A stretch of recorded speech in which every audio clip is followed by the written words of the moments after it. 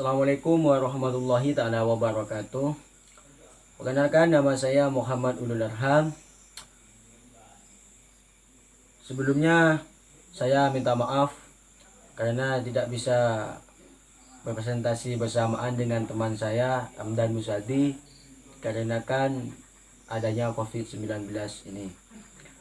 Langsung saja pada materi presentasi kali ini, yaitu dengan tema karbohidrat. Klasifikasi karbohidrat, jika diuraikan, ternyata karbohidrat hanya terdiri dari 3 unsur. Pertama, karbon, kedua hidrogen, dan ketiga oksigen. Senyawa yang termasuk karbohidrat sangat banyak, mulai dari senyawa sederhana hingga senyawa dengan berat molekul 50 atau lebih. Senyawa-senyawa tersebut dapat digolongkan menurut jumlah senyawa penyusunnya, yaitu monosakarida, oligosakarida, dan polisakarida.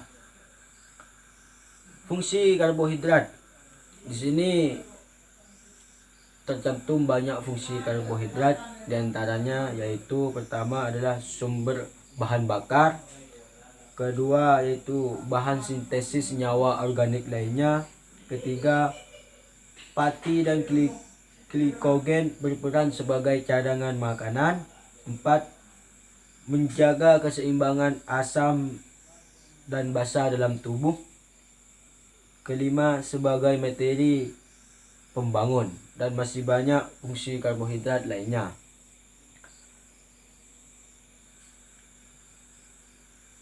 Penjelasan tentang monosakarida, oligosakarida, disakarida, dan polisakarida.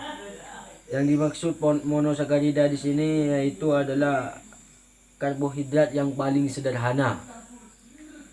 Jadi monosakarida ini adalah karbohidrat yang paling sederhana. Jika dihidrosis, senyawa-senyawa monosakarida sudah tidak dapat diuraikan lagi menjadi senyawa gula yang lebih sederhana. Seperti contoh glukosa dan fruktosa. 2 disakarida. Disakarida terdiri atas 2 monosakarida yang terkait satu sama lain dengan ikatan glikosidik.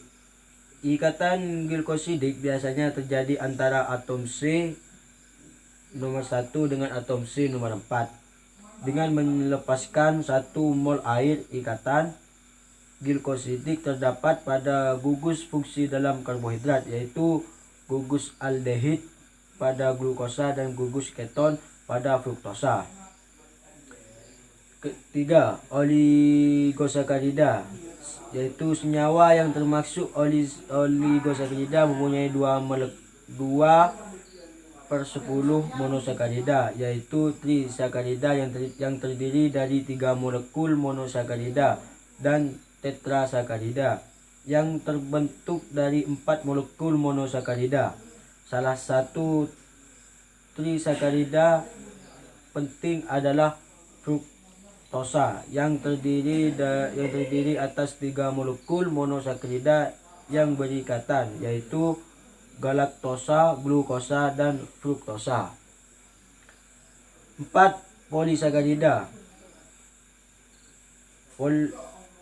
Polisakarida terdiri atas banyak molekul monosakarida sehingga polisakarida mempunyai berat molekul hingga beberapa ratus ribu. Polisakarida yang dihasilkan antara monosakarida sejenis disebut homopolisakarida, sedangkan yang mengandung senyawa lain disebut heteropolisakarida. Polisakarida pada umumnya berupa senyawa putih dan tidak berasa manis. Beberapa polisakarida dapat larut dalam air.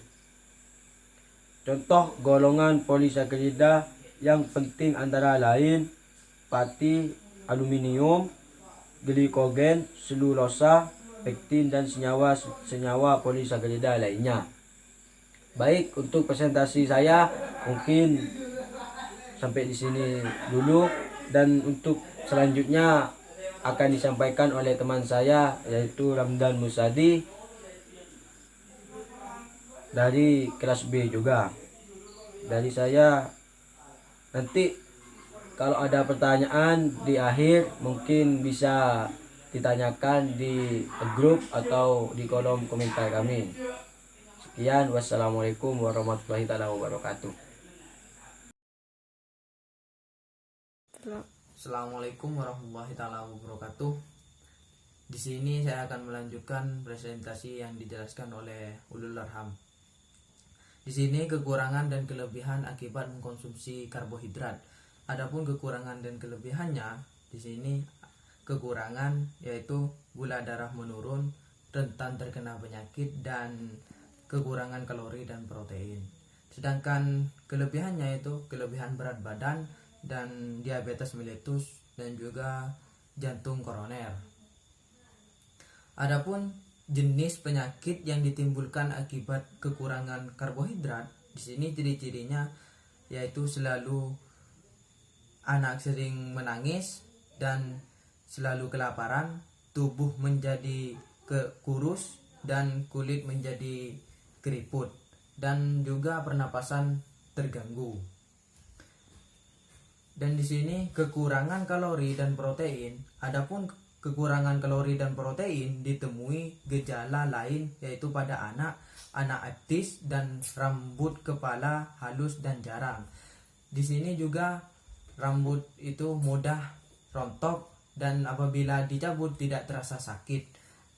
Kadangkala terdapat uban yang memperkuat diagnosa.